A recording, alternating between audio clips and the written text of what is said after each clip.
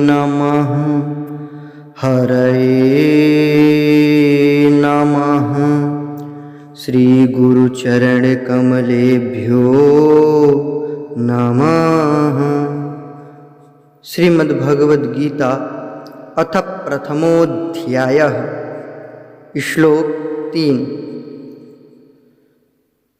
पश्यैतां पाण्डुपुत्राणामाचार्य महतीं चमूं व्यूढां द्रुपदपुत्रेण तव शिष्येण धीमता। पश्यैतां पाण्डुपुत्राणामाचार्य महतीं चमूं व्यूढां द्रुपदपुत्रेण तव शिष्येण धीमता।